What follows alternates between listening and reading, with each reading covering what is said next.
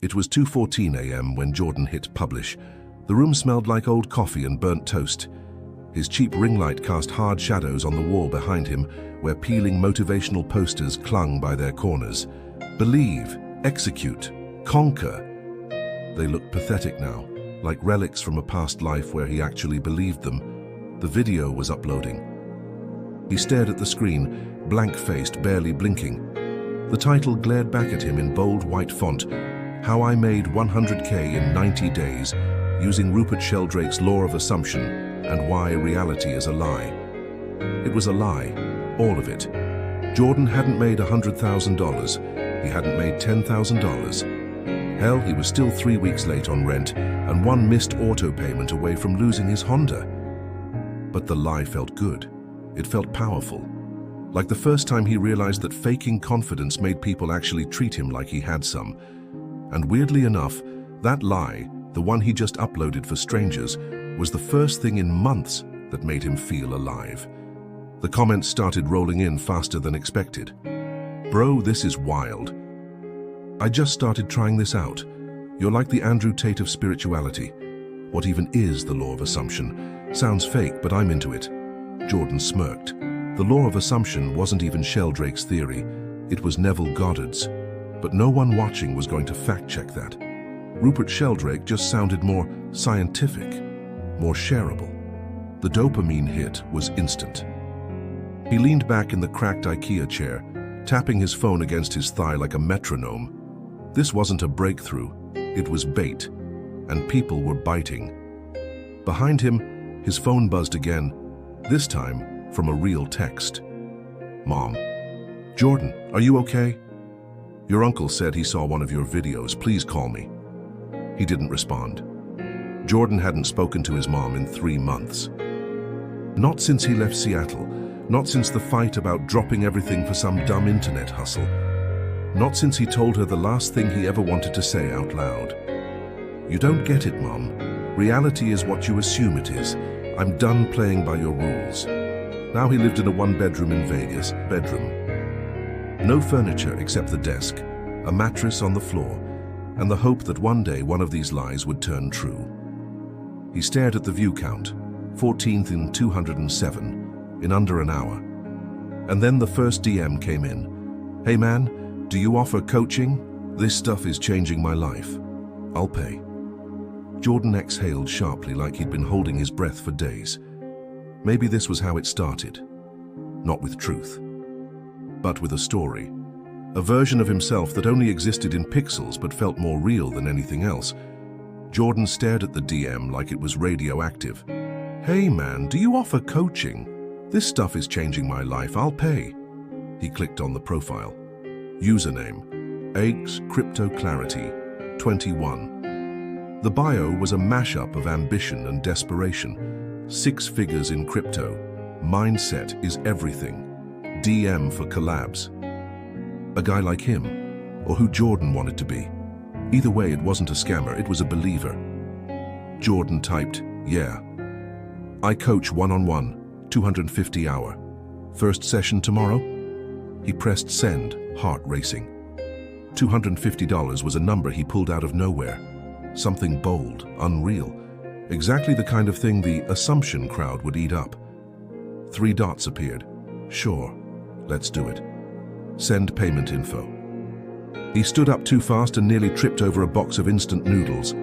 His mattress groaned as he stumbled across the room, adrenaline crashing into hunger and disbelief. He hadn't eaten all day. Didn't matter.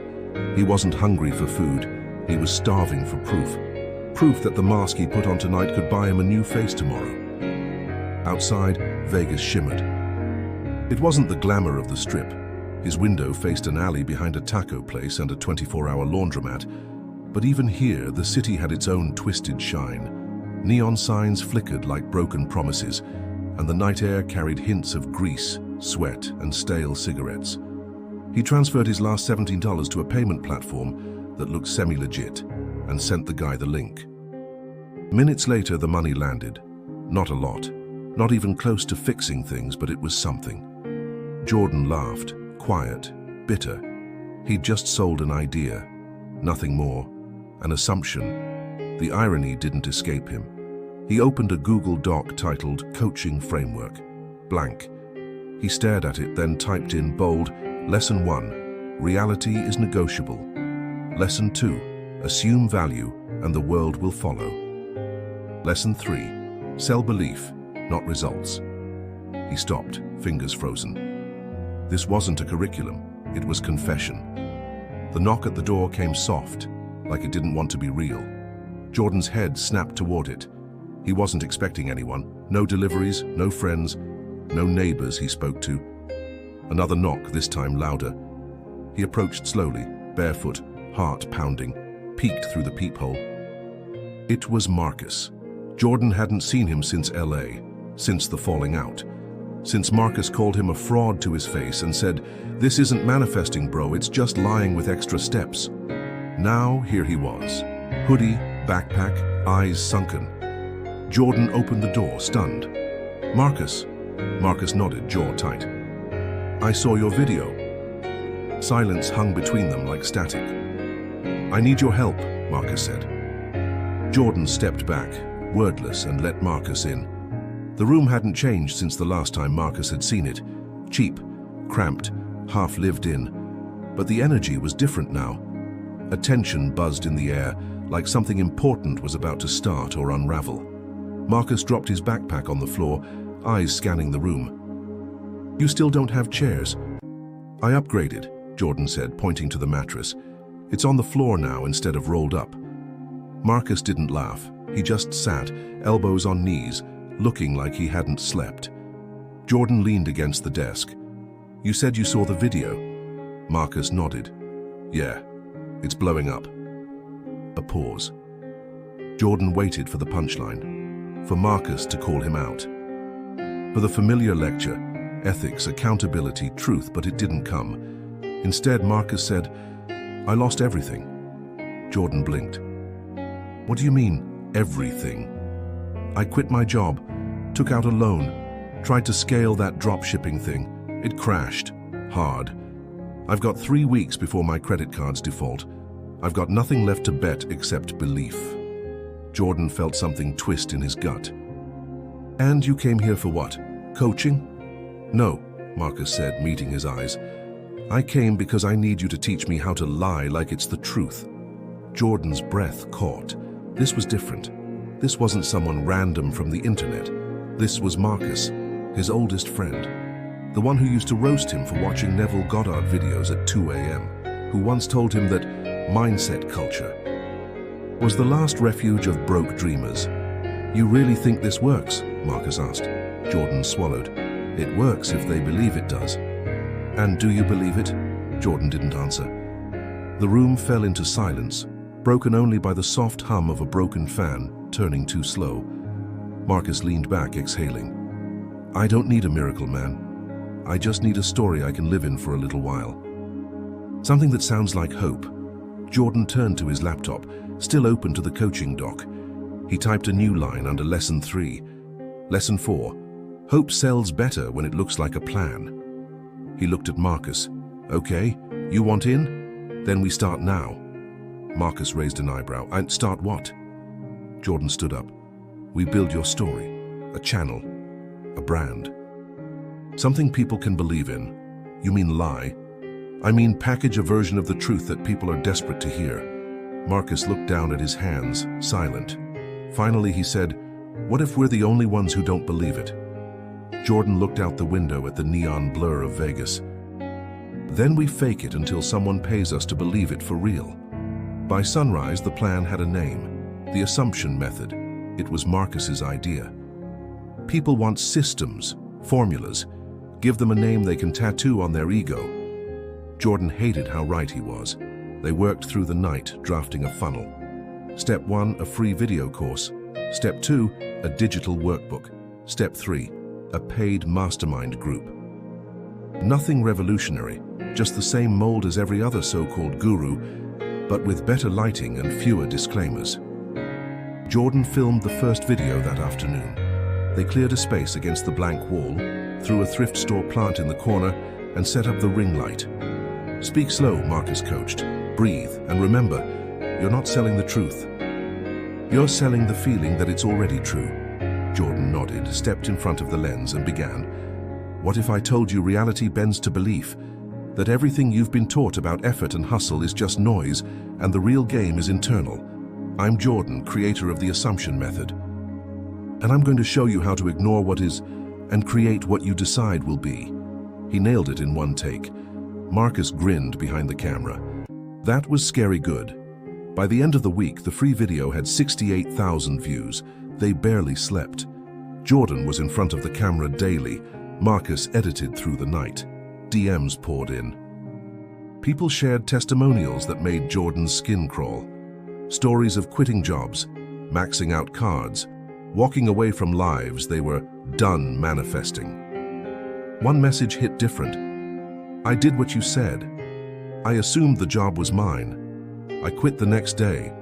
But it didn't work. I'm scared. What now? Jordan stared at it for a long time. Marcus read over his shoulder. Don't answer that. She sounds young. They're all young, that's the market. Jordan's stomach turned. This is getting out of hand. Marcus scoffed. You wanted belief to become real? This is it. You're a prophet now, bro. Start acting like one. Jordan closed the laptop. That's not what this was. No? Marcus's voice was sharp now. Because from where I'm sitting, it looks like you finally made something that matters. People are listening. People are changing. You think that's nothing? Jordan stood up, pacing. It's not real. Marcus shot up from his seat. Then make it real. You said it yourself, assume the identity. Live like it's true until it becomes true. What happened to that? Jordan looked at him, eyes tired. We were just two guys broke in the desert a week ago. And now? Marcus said. Now we're the cure people are begging for, so either we build it or someone else will. Jordan sat back down, slowly, feeling the weight settle on his shoulders. He opened the next message. Can you please help me? I want to believe. I just don't know how, and he typed, you came to the right place. 2 weeks later, they had a Stripe account doing $12,000 a week. Jordan should have felt invincible, but instead he felt like a priest with no God, just rituals, followers, and no faith left of his own. The assumption method had exploded. Marcus was managing 5 Discord groups, 2 editors, and a customer support guy named Rick who lived in Ohio, and answered tickets with emojis and love and light sign-offs. Jordan, meanwhile, was recording daily content. Manifestation affirmations, mindset rewires, visualization walkthroughs. His voice was everywhere, on people's phones during morning routines, in the background while they made vision boards. And every day, more testimonials rolled in. Some were glowing. My life changed after your second video. I finally left my toxic job. Just signed my first 5K client after doing the assume it's done meditation. Others, not so much. I did everything right and nothing's working. This method is dangerous. I'm starting to think you made it all up. That last one stayed with him. Marcus didn't care. We're in the belief business. You can't fix everyone. You just keep the dream alive long enough for the right people to get what they need. Jordan didn't know what that meant anymore. That night, a woman named Carla messaged. She'd bought the full package, $997. Coaching group access, lifetime video library, bonus content. Her profile picture was a selfie with 2 kids in the background.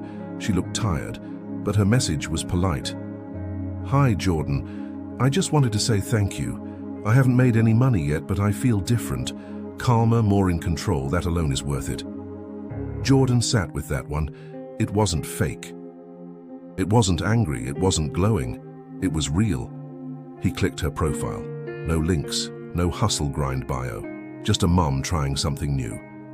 And maybe that's all she ever wanted, to feel like she had a say in her own story. He stared at the screen for a long time. Then he opened the group chat with Marcus. Jordan, we should offer refunds, at least partials, for the people who really need it. Marcus, what? No, that's not how this works. Jordan, not for everyone, just the ones who didn't get what they paid for. Marcus, you want to burn down our momentum? We just cracked 6 figures. Jordan, it's not sustainable. Marcus, that's not the point. It's working. Let it work. Jordan closed the chat. He got up, stepped outside. Vegas at night was still hot. He walked past the taco shop, past the buzz of slot machines in the corner store lobby, and sat on the curb. The city glowed in its endless artificial light, like it had mastered the art of faking belief until it became truth. For the first time in weeks, he felt something crack. What if the real cost of the dream was becoming the lie? The next video Jordan recorded was different. No ring light. No filters. No branded intro music. Just him in front of the same blank wall wearing a wrinkled t-shirt, eyes darker than usual. He hit record.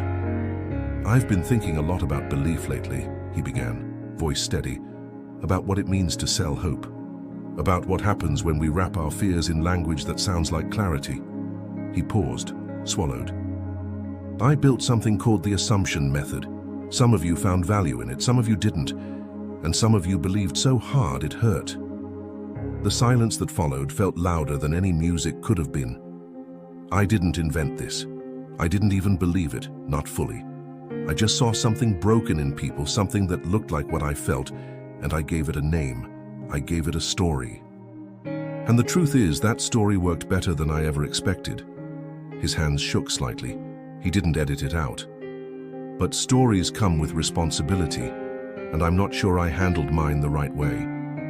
He looked down, then back up.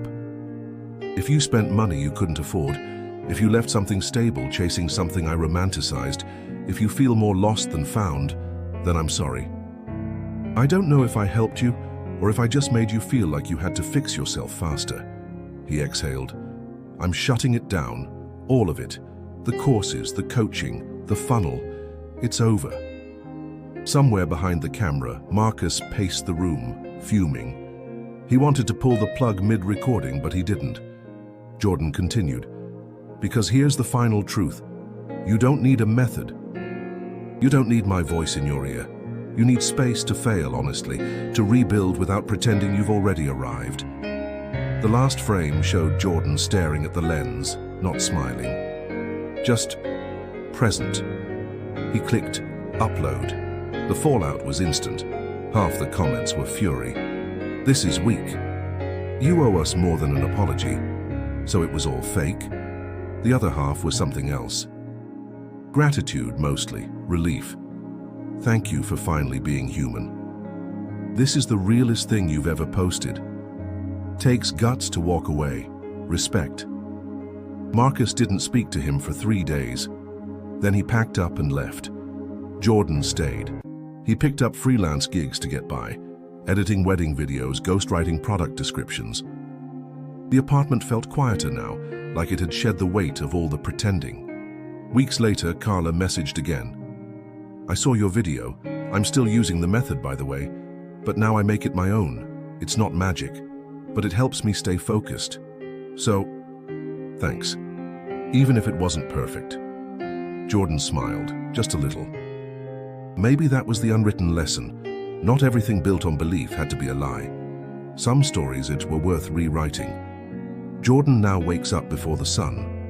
There's no urgency, no alerts, just silence and the hum of the ceiling fan above a life rebuilt on smaller, steadier truths. He works from a corner coffee shop 3 days a week, edits content for non-profits, writes grant proposals.